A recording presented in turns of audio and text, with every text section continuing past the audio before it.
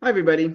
It's Elliot Brecht again, and I'm here today with some negotiation tips and just wanted to go over some of the elements of a negotiation for everybody there for this edition of Whiteboard Wednesday.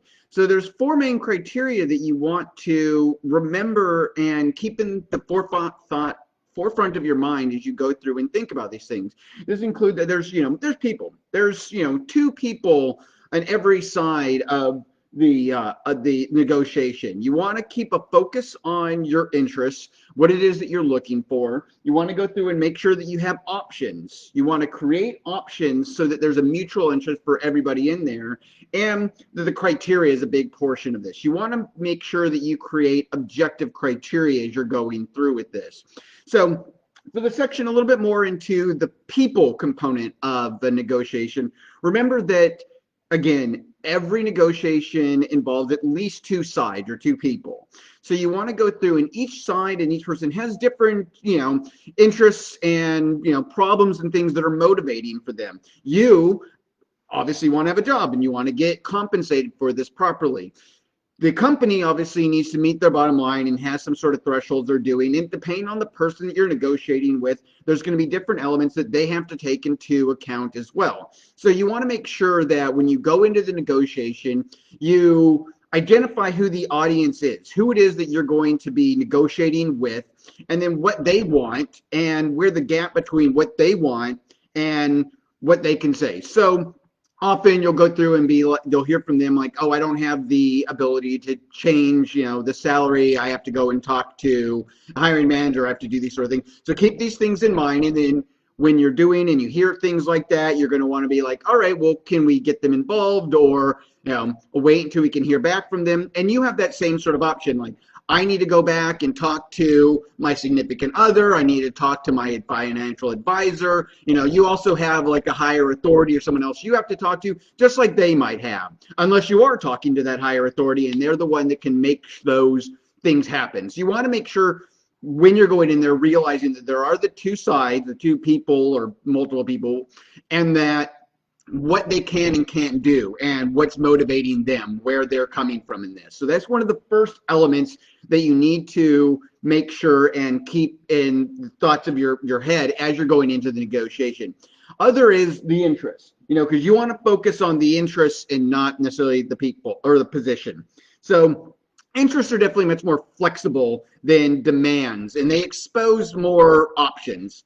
So for example, positions can have salary caps, but you can negotiate a senior position and thus, increase your salary. So if you're coming in and bringing you in on like a junior level, that's going to have a range where that salary can be. But if you provide them with information and the criteria to actually put you into a higher position, that then gives you, more interest. So it's one of those things that if you're moving from like a junior level to a senior, you can then increase that potential salary area. So you want to focus on overall, like, what is available within, what is the interest for each of these, positions, because that gives you more flexibility in what you can negotiate for.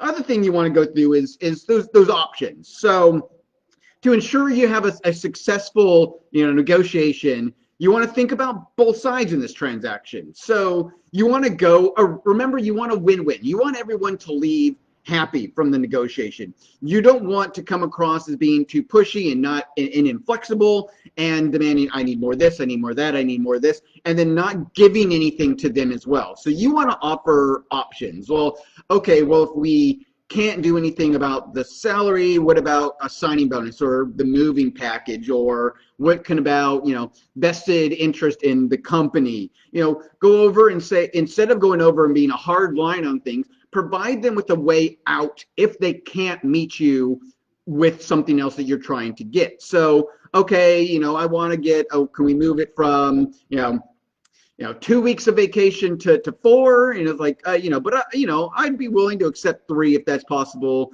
but I have this thing coming up and I need to have this week off, and we can count that not as towards the vacation. So giving them options so that they can meet you and thus feel like a win. So they're not necessarily giving you that 4 weeks of vacation. You've got 3 weeks of your paid vacation, plus knowing that you're going to be off for additional week before starting. Like I have this yearly trip with my significant other where we go visit family in XYZ, and we do this every year at ABC. Giving them these options, and so like if that doesn't count towards the vacation starting off in my first year, that'd be great. Things like this, so they can feel like it's a win-win. You want to come back and make sure that everybody's interests again meet and align, because you want it to feel like a win-win. You don't want to come off as too pushy or demanding and inflexible. One of the other thing is, when you're going through the different criteria, you want to, back up the negotiation with, logical and objective criteria, knowing I did research and this is sort of the standard salary range for somebody in this area. This is the minimum amount that it costs to live in this city, because that's going to be different if you're in one of the most expensive cities in the world, or say you're moving to London or New York or San Francisco, Boston, Tokyo, versus moving to the middle of nowhere in Canada or Mexico or Argentina or the States, where it's going to be a lot less expensive to move to these areas than it is to move to one of these most expensive areas. So being able to know and objectively give them information on that is going to make you come across more informed and knowledgeable about your worth. So what are you going to need to do with these? Coming up with these facts, knowing, writing things down on a sheet of paper doesn't necessarily mean that they need to see like the source you got it, but know that you did your research and wrote this stuff out, having it at least like in a written form, so you can be like, this is what I know is the cost of living in this area. This is what I know and have researched and found is the standard salary range for people in this area. So sometimes it's better to, to spoil the transaction than to, accept something that's unfair. So say you're trying to move to someplace and they're trying to pay you the same rate as a postdoc or a PhD. That's not fair to you, and that's not going to compensate you for your value and worth moving into that specific area that you're trying to go with. So you want to make sure, you have the knowledge that whatever happens, you still have power, because you have that power. And it's always to walk away. If that job offer isn't going to compensate you properly, you have that power too. They don't always have the upper hand because they've already gotten to this point. So they vested in having you on board. And now is the final step of just trying to figure out what's going to work out ideally for both sides. So you want to remember, like in a negotiation, it's important that the other side not only, hasn't as much influence in there, and the ability to close it, but you do too. You have to be able to close this deal, and so do they. So you want to make sure like you're meeting in this middle, and you're working everybody so that there's a win-win between the people on both sides, because there are these different elements in there. You want to make sure that everybody leaves happy. So you want to come in there and have the information on your side. So going through and having done your research and knowing what your value is,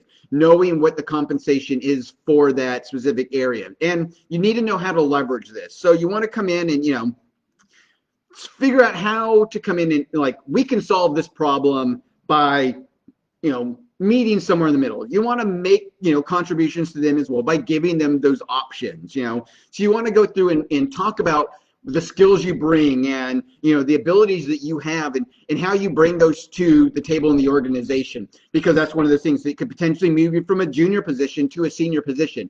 Oh, I've already managed all these people. I've already done all of this other stuff that is actually applicable for a more senior position than this position is, because you don't want to go through and set up any sort of ultimatums and be like, I need this, because that's going to cause the negotiation to fail, because no one likes feeling threatened. You don't want to go through and, have them feel like you're attacking them and needing to meet all these things and they have to pay you this and they have to do this or that. You want to, again, come across giving them options to meet so that there's some, consideration on both sides, so you can reconcile the differences in a meaningful way.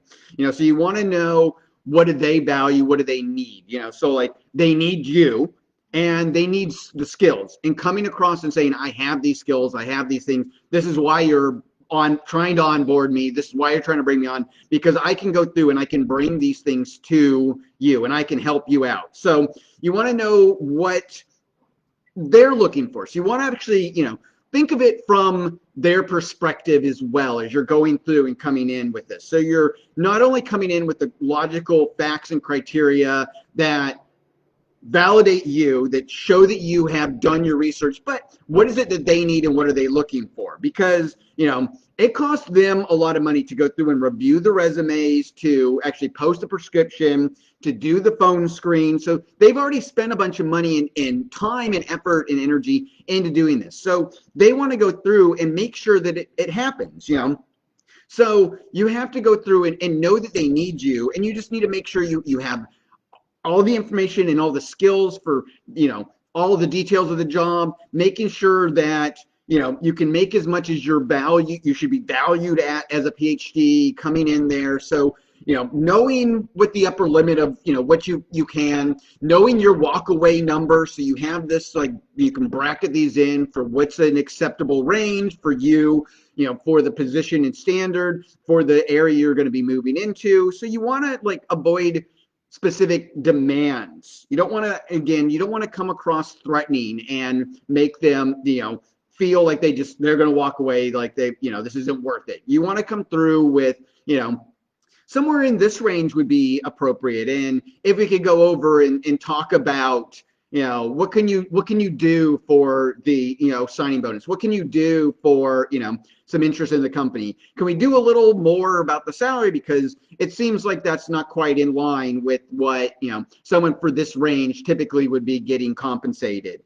You want to go through, instead of specifically demanding anything, you want to come across, giving them the option to be flexible in there. So, if they go through and always like, what would you like to make? Always everyone wants to make millions of dollars, So that goes over and, hopefully can get you at a higher range. So sort of coming in there and being flexible in that, the way you're negotiating and coming in and giving them and putting them at ease is going to definitely increase your, potential salary, higher, what they're going to be able to offer you, because psychologically you're anchoring them in something higher, something in realizing your value. So you want to be able to just simply know what you're worth, know what you're bringing to the table, and realize that you can walk away when you need to. That is your biggest skill. That is how you are empowered in the negotiation. So you want to be able to, be willing to walk away, be assertive in the sense that you need to be compensated for your value. You have the skills that they need, and this is what you should be compensated, because this is what someone in your position with your skills is worth. So again, if you have other needs and questions, we have a lots more information in the CSA, in the organization. There's going to be a webinar actually tomorrow that'll go into more details. I'll post a link to sign up to that into the chat, and maybe I'll try and edit it into the description in a little bit. And again, everybody, remember your value as a PhD and keep thinking and acting like an industry professional. Bye.